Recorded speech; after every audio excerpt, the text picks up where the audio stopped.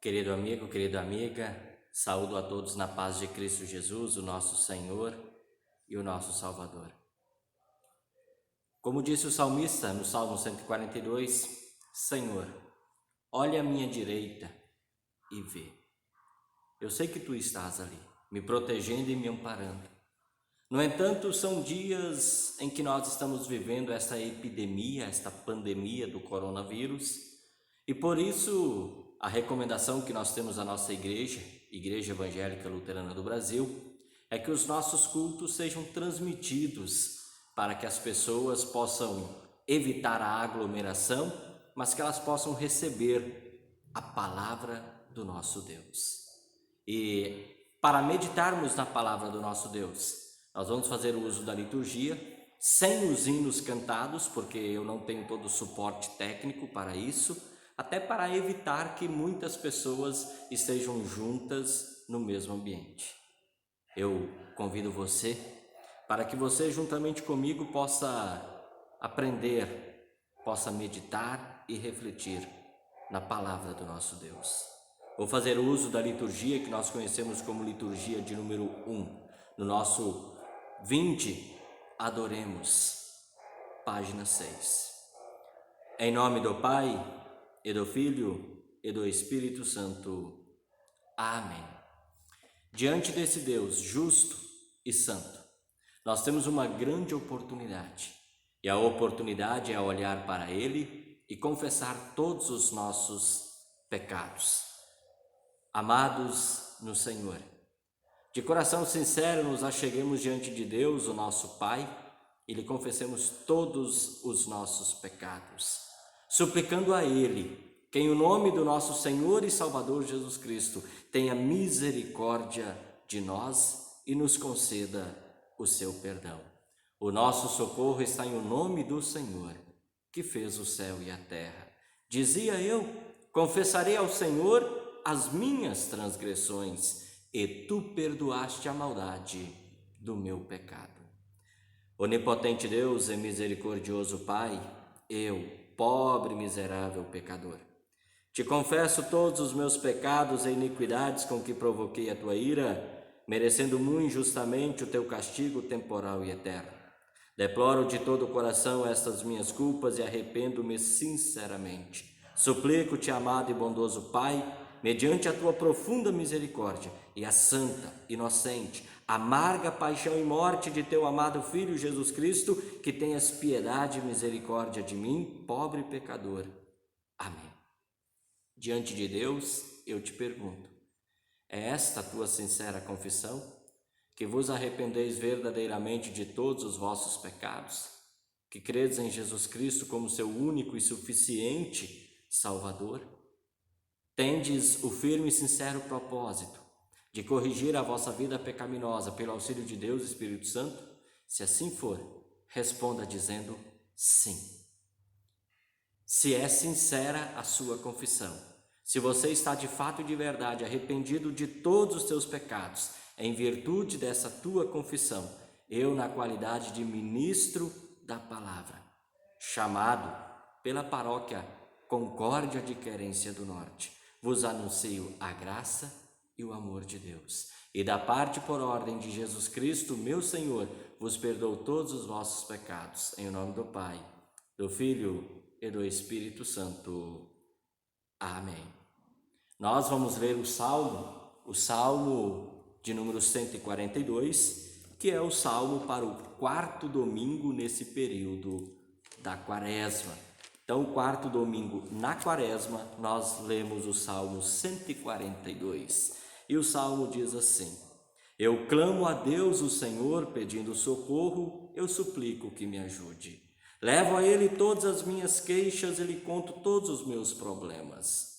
Quando estou desistindo, Ele sabe o que devo fazer. No caminho por onde ando, os meus inimigos armam uma armadilha para me pegar. Olho para os lados e não vejo ninguém que me ajude. Não há ninguém para me proteger. Não há ninguém que cuide de mim. Ó Senhor, eu grito pedindo a tua ajuda. Ó Deus, tu és o meu protetor. És tudo o que te desejo nesta vida. És tudo o que desejo nesta vida. Escuta o meu grito pedindo socorro, pois estou caindo no desespero. Salva-me dos meus inimigos, pois eles são fortes demais para mim. Livra-me do sofrimento e eu te louvarei na reunião do teu povo, porque tu tens sido bom para mim. Glória ao Pai, e ao Filho, e ao Santo Espírito, como era no princípio, agora é, e por todo sempre há de ser. Amém. Senhor, tem piedade de nós. Cristo, tem piedade de nós. Senhor, tem piedade de nós. Glória a Deus nas alturas, e na terra paz. Boa vontade para com os homens. Nós te louvamos, bendizemos, adoramos. Nós te glorificamos e te damos graças por tua grande glória, ó Senhor Deus, Rei dos céus, Deus Pai onipotente. Ó Senhor, unigênito Filho Jesus Cristo, ó Senhor Deus, Cordeiro de Deus, Filho do Pai, que tiras o pecado do mundo, tem compaixão de nós. Tu que tiras o pecado do mundo, recebe a nossa petição. Tu que estás sentado à mão direita de Deus Pai, tem compaixão de nós, porque só Tu és santo, só Tu és o Senhor, só Tu, ó Cristo, juntamente com o Espírito Santo, és o Altíssimo na glória de Deus Pai. Amém. O Senhor seja convosco e com o Teu Espírito. Oremos. Todo-Poderoso Deus, nosso Pai Celestial, Tuas misericórdias são novas a cada manhã. E apesar de merecermos somente punição, Tu nos recebes como Teus filhos e filhas e atendes todas as nossas necessidades do corpo e da alma. Concede que reconheçamos de coração a Tua bondade misericordiosa, dando graças por todos os Teus benefícios, servindo-Te de boa vontade, através de Jesus Cristo, Teu Filho, nosso Senhor, que vive e reina contigo e o Espírito Santo, um só Deus, agora e sempre. Amém. Querido amigo, querida amiga, nós agora vamos prosseguir com a leitura do texto do Antigo Testamento, e o texto do Antigo Testamento é o profeta Isaías. Profeta Isaías, capítulo 42, o versículo 14 até o 21. Profeta Isaías 42, 14 a 21. O Senhor diz: por muito tempo eu não disse nada, fiquei calado e não respondi. Mas agora vou gritar como uma mulher em dores de parto, vou me lamentar e clamar. Vou destruir os morros e as montanhas e fazer secar todas as plantas e árvores. Farei com que os rios virem desertos e com que todos os poços fiquem secos. Guiarei os cegos por um caminho que não conhecem, por uma estrada que eles nunca pisaram antes. A escuridão que os cerca eu farei virar luz e aplanarei os caminhos ásperos. São estas as minhas promessas e eu as cumprirei sem falta. Mas serão derrotados e humilhados todos os que confiam em ídolos, todos os que dizem às imagens: vocês são os nossos deuses. O Senhor diz: escute, gente surda, olhe bem, gente cega. Ninguém é tão cego como o povo de Israel, o meu servo, ou tão surdo como esse povo que estou enviando. Não há quem seja tão cego como o meu mensageiro, nem tão surdo como o servo do Senhor. Povo de Israel, você tem visto muitas coisas, mas não entendeu nenhuma delas. Você tem ouvido muitas coisas, mas não aprendeu nada. O Senhor é o Deus que salva o seu povo, e por isso quis que eles conhecessem e respeitassem a sua lei. A leitura da epístola, carta de Paulo aos Efésios. Carta de Paulo aos Efésios, capítulo 5, o versículo 8 até o 14. Então, Efésios, capítulo 5, versículo 8 até o 14.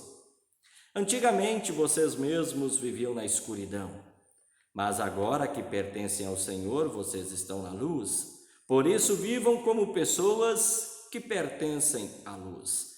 Pois a luz produz uma grande colheita de todo tipo de bondade, honestidade e verdade. Procurem descobrir quais são as coisas que agradam o Senhor. Não participem das coisas sem valor que os outros fazem, coisas que pertencem à escuridão. Pelo contrário, tragam todas essas coisas para a luz, pois é vergonhoso até falar sobre o que essas pessoas fazem em segredo, e quando qualquer coisa é trazida para a luz, então a sua verdadeira natureza é revelada, porque o que é claramente revelado se torna luz. E é por isso que se diz: você que está dormindo, acorde, levante-se da morte e Cristo o iluminará. Palavras do Santo Evangelho. Evangelho de João, capítulo 9. Então, para este quarto final de semana, nesse período de Quaresma, Evangelho de João, capítulo 9, nós temos ali o versículo 1 até o 41, todo o capítulo 9 do Evangelho de João. Ali diz assim: Jesus ia caminhando quando viu um homem que tinha nascido cego. Os seus discípulos perguntaram: Mestre, por que este homem nasceu cego? Foi por causa dos pecados dele ou por causa dos pecados dos pais dele? Jesus respondeu: ele é cego, sim, mas não por causa dos pecados dele, nem por causa dos pecados dos pais dele. É cego para que o poder de Deus se mostre nele. Precisamos trabalhar enquanto é dia para fazer as obras daquele que me enviou, pois está chegando a noite quando ninguém pode trabalhar. Enquanto estou no mundo, eu sou a luz do mundo. Depois de dizer isso, Jesus cuspiu no chão, fez um pouco de lama com a saliva, passou a lama nos olhos do cego e disse: vá lavar o rosto no tanque de Siloé. Este nome quer dizer aquele que foi enviado. O cego foi, lavou o rosto e voltou vendo. Os seus vizinhos e as pessoas que costumavam vê-lo pedindo esmolas perguntavam: não é este o homem que ficava sentado pedindo esmola? É, diziam alguns. Não é, mas é parecido com ele, afirmavam outros. Porém ele dizia: sou eu mesmo. Como é que agora você pode ver? Perguntaram. Ele respondeu: o homem chamado Jesus fez um pouco de lama, passou a lama nos meus olhos e disse: vá ao tanque de Siloé e lave o rosto. Então eu fui, lavei o rosto e fiquei vendo. Onde está esse homem? Perguntaram. Não sei, respondeu ele. Então levaram aos fariseus o homem que havia sido cego. O dia em que Jesus havia feito lama e curado o homem da cegueira era um sábado. Aí os fariseus também perguntaram como ele tinha sido curado. Ele pôs lama nos meus olhos, eu lavei o rosto e agora estou vendo, respondeu o homem. Alguns fariseus disseram: o homem que faz isso não é de Deus, porque não respeita a lei do sábado. E outros perguntaram: como pode um pecador fazer milagres tão grandes? E por causa disso houve divisão entre eles. Então os fariseus tornaram a perguntar ao homem: você diz que ele curou você da cegueira, e o que é que você diz dele? Ele é um profeta, respondeu o homem. Os líderes judeus não acreditavam que ele tinha sido cego e que agora podia ver. Por isso chamaram os pais dele e perguntaram: esse homem é filho de vocês? Vocês dizem que ele nasceu cego, e como é que agora ele está vendo? Os pais responderam: sabemos que é nosso filho e que nasceu cego, mas não sabemos como é que agora ele pode ver, e não sabemos também quem foi que o curou. Ele é maior de idade? Perguntem a ele, ele mesmo poderá explicar. Os pais disseram isso porque estavam com medo, pois os líderes judeus tinham combinado expulsar da sinagoga quem afirmasse que Jesus era o Messias. Foi por isso que os pais disseram: ele é maior de idade, perguntem a ele. Então os líderes judeus chamaram pela segunda vez o homem que tinha sido cego e disseram: jure por Deus que você vai dizer a verdade, nós sabemos que esse homem é pecador. Ele respondeu: se ele é pecador, eu não sei. De uma coisa eu sei: eu era cego e agora vejo. O que foi que ele fez a você? Como curou você da cegueira? Tornaram a perguntar. O homem respondeu: eu já disse, e vocês não acreditaram. Por que querem ouvir isso outra vez? Por acaso vocês também querem ser seguidores dele? Então eles o xingaram e disseram: você que é um seguidor dele, nós somos seguidores de Moisés. Sabemos que Deus falou com Moisés, mas este homem nós nem mesmo sabemos de onde ele é. Ele respondeu: que coisa esquisita. Vocês não sabem de onde ele é, mas ele me curou. Sabemos que Deus não atende pecadores, mas ele atende os que o respeitam e fazem a sua vontade. Desde que o mundo existe, nunca se ouviu dizer que alguém tivesse curado um cego de nascença. Se esse homem não fosse enviado por Deus, não poderia fazer nada. Eles disseram: você nasceu cheio de pecado e você quer nos ensinar? E expulsaram da sinagoga. Jesus ficou sabendo que tinha expulsado o homem da sinagoga, foi procurá-lo. Quando o encontrou, perguntou: você crê no Filho do Homem? Ele respondeu: Senhor, Quem é o Filho do Homem para que eu creia nele? Jesus disse: você já ouviu? É ele que está falando com você? Eu creio, Senhor, disse o homem, se ajoelhou diante dele. Então Jesus afirmou: eu vim a este mundo para julgar as pessoas, a fim de que os cegos vejam e que fiquem cegos os que veem. Alguns fariseus que estavam com ele ouviram isso e perguntaram: será que isso quer dizer que nós também somos cegos? Se vocês fossem cegos, não teriam culpa, respondeu Jesus. Mas como dizem que podem ver, então continuam tendo culpa. Até aqui as palavras do Santo Evangelho. Querido amigo, querida amiga, nós agora, antes da nossa reflexão, nós vamos confessar a nossa fé cristã. E nós confessamos a nossa fé cristã de acordo com as palavras do credo apostólico. Creio em Deus Pai Todo-Poderoso, Criador do céu e da terra. E em Jesus Cristo, seu único Filho, nosso Senhor, o qual foi concebido pelo Espírito Santo, nasceu da Virgem Maria, padeceu sob Pôncio Pilatos, foi crucificado, morto e sepultado. Desceu ao inferno. No terceiro dia ressuscitou dos mortos, subiu ao céu. E está sentado à direita de Deus Pai Todo-Poderoso, onde há de vir a julgar os vivos e os mortos. Creio no Espírito Santo, na Santa Igreja Cristã, a comunhão dos santos, na remissão dos pecados, na ressurreição da carne e na vida eterna. Amém. Querido amigo, querida amiga, nós agora queremos conversar um pouquinho, meditar um pouquinho na palavra do nosso Deus. De maneira especial, nós queremos meditar no texto do Evangelho de João, capítulo 9, versículo 1 ao 41. Jesus abre os nossos olhos. É isso mesmo, Jesus abre os nossos olhos. Se nós formos relembrar as palavras que nós ouvimos do profeta Isaías 42, 14 a 21, nós vemos que o profeta, desculpem limpar tanto o rosto, mas está muito quente aqui. O suor ele vai correndo, né? O profeta Isaías, ele anuncia a promessa de Deus de que irá guiar os cegos. Interessante quando nós observamos esse detalhe lá no texto do profeta Isaías. E o texto do profeta, o próprio profeta Isaías fala para o povo que esses cegos que seriam guiados são o próprio povo de Deus. Os cegos, o povo de Deus.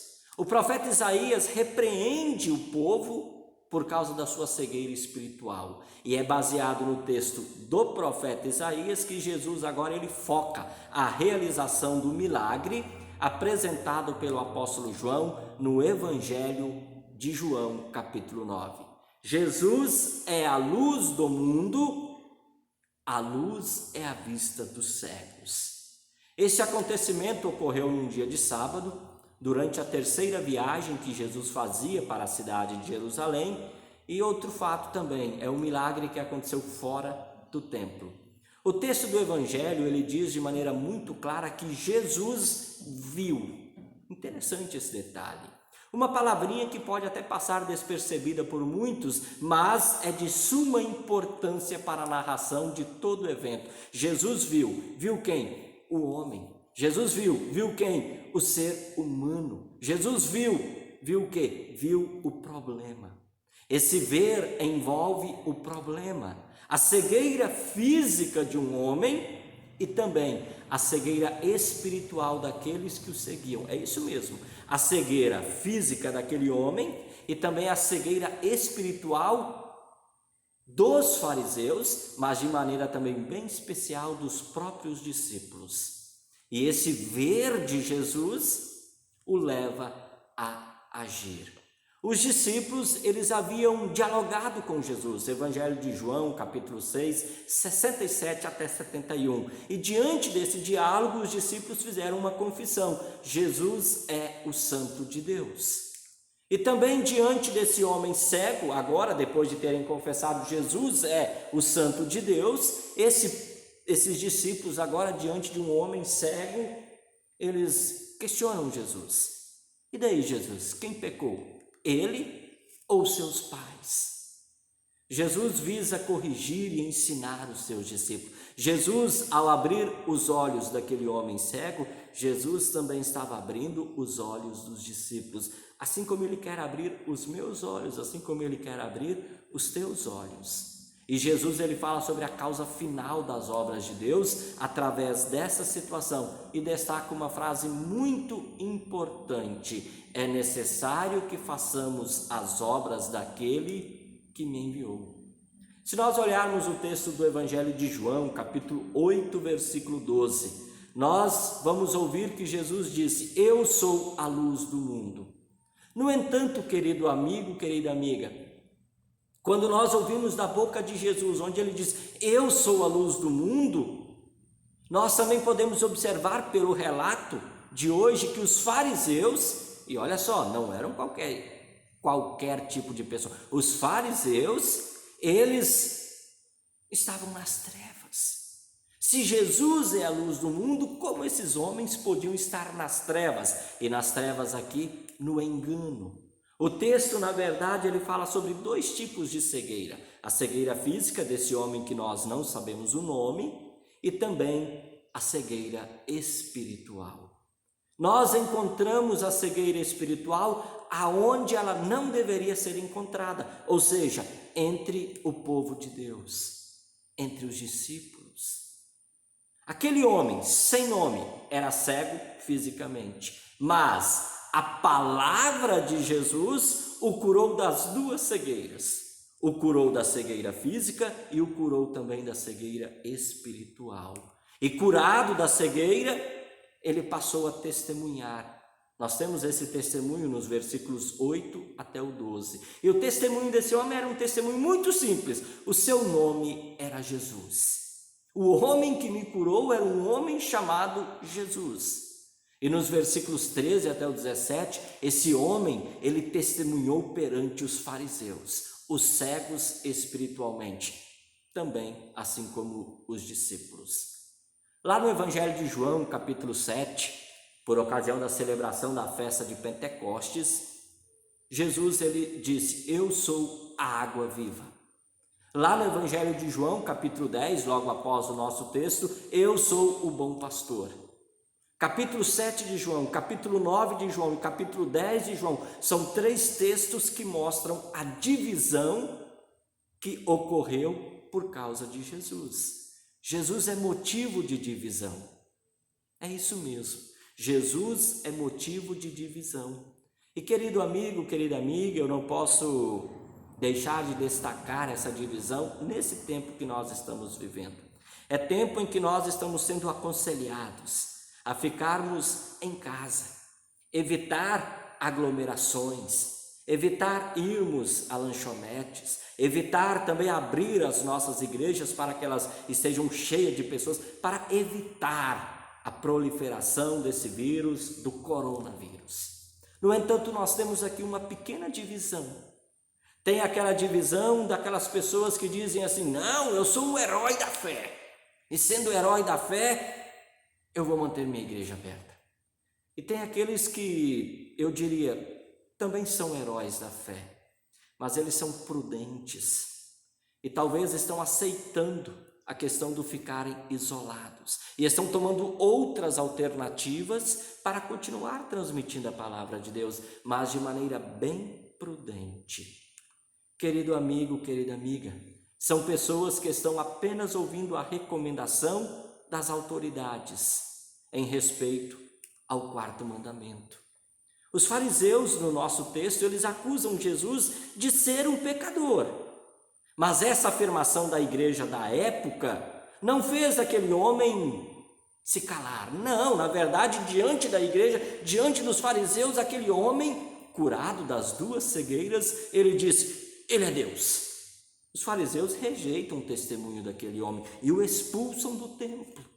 Mas assim como os fariseus, os discípulos também estavam cegos. Porque eles, quando fazem a pergunta lá do versículo 2, que nós temos no nosso texto, João capítulo 9, versículo 2, mestre, por que este homem nasceu cego? Foi por causa dos pecados dele ou por causa dos pecados dos pais dele? Vem cá, Jesus, o que esse cara está pagando? Está pagando pelos pecados dele ou pelos pecados dos seus pais?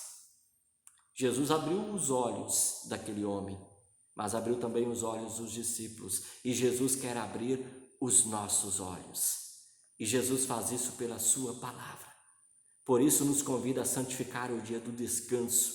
Para os judeus era uma ofensa o que Jesus fez no sábado, mas o santificar o dia do descanso vai além do sábado. O santificar o dia do descanso é ouvir a palavra de Deus, é prestar atenção na palavra, é descansar em Deus, é descansar na certeza do cuidado, do amor e da misericórdia de Deus. Pelo Evangelho, Deus ele abre os nossos olhos. Pelo Evangelho, Deus abre os nossos olhos, que muitas vezes são olhos fechados diante das coisas deste mundo, diante dos eventos desse mundo. A palavra de Deus nos lembra que o diabo, ele cega o entendimento dos incrédulos para que esses que já não creem não recebam a luz do Evangelho que é Cristo Jesus. 2 Coríntios 4:4. Observe, Paulo está escrevendo: a cegueira dos incrédulos, ela só persiste por não terem o Evangelho, por não terem Jesus. Os fariseus estavam na igreja. Os fariseus pesquisavam as Escrituras, mas os fariseus eram cegos espirituais. Assim, quando Jesus disse aos discípulos: é necessário que façamos as obras daquele que me enviou, Jesus está falando: olha, é necessário que o Evangelho continue sendo pregado, o Evangelho que trata a respeito de Jesus, a luz do mundo, para que as pessoas possam ver coisas que elas não veem por si mesmas. Os fariseus não eram ignorantes, eles viam, mas não o que deveriam ver. A filosofia desse mundo também não é ignorante, mas ela não percebe coisas que precisa perceber. A ciência não é ignorante, mas ainda não descobriu o que precisa descobrir. Por isso o profeta Isaías anunciou: por isso, mais uma vez, vou deixar este povo espantado com as coisas estranhas e terríveis que farei no meio dele. Com toda a sua sabedoria, os seus sábios não poderão explicá-las, e o conhecimento dos que são instruídos não adiantará nada. E o apóstolo Paulo escreveu: então, o que poderão dizer os sábios e os instruídos? O que vão dizer os grandes oradores desse mundo? Deus tem mostrado que a sabedoria deste mundo é loucura, pois Deus, na sua sabedoria, não deixou que os seres humanos o conhecessem por meio da sabedoria deles. Pelo contrário, resolveu salvar aqueles que creem e fez isso por meio da mensagem que anunciamos, a qual é chamada de louca, mas é a mensagem que continua abrindo os olhos de muitas pessoas. Deus, com a sua palavra, abre os nossos olhos para podermos ver aquilo que de fato é preciso ser visto. Jesus, aquele que veio fazer uma obra em nosso lugar. Deus nos abençoe hoje e sempre. Amém. Cria em mim, ó Deus, um puro coração e renova em mim um espírito reto. Não me lances fora da tua presença e não retires de mim o teu Espírito Santo. Torna a dar-me alegria da tua salvação e sustém-me com um voluntário espírito. Amém. Dentro do culto, agora seria momento das ofertas. E nós então seguimos com a oração. Bondoso Deus, amado Pai Celestial, primeiramente, nós queremos te pedir, bondoso e amado Pai, continue abrindo os nossos olhos. Sim, Deus, abra os nossos olhos para o teu Filho Jesus, abra os nossos olhos para o teu Evangelho e nos ajude a realizar a tua obra enquanto é dia. Nos ajude a continuar pregando o teu santo Evangelho, testemunhando a respeito do teu amor, para que a tua luz possa brilhar e muitos olhos serem abertos. Bondoso e amado Pai, nós andamos angustiados e aflitos por causa deste vírus que está causando um grande temor nas pessoas de todo mundo.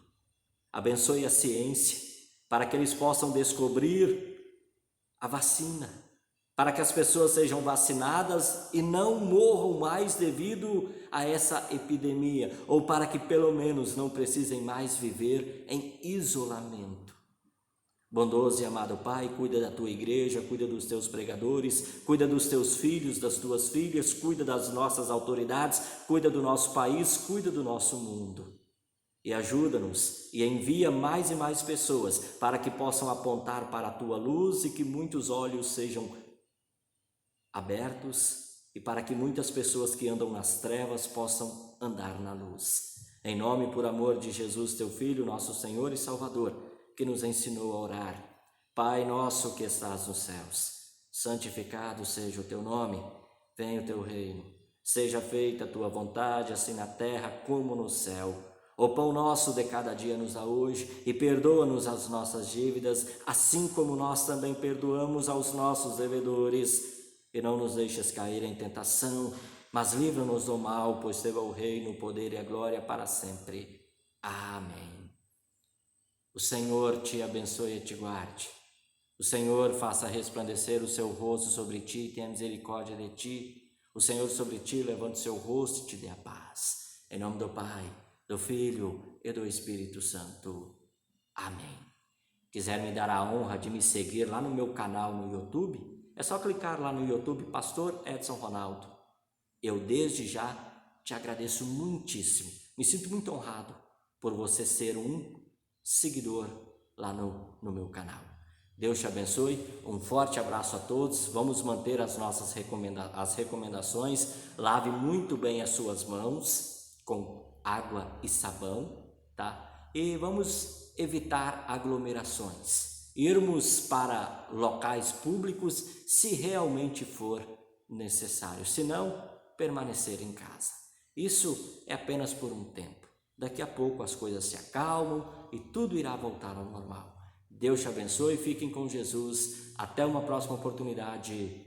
Tchau, tchau.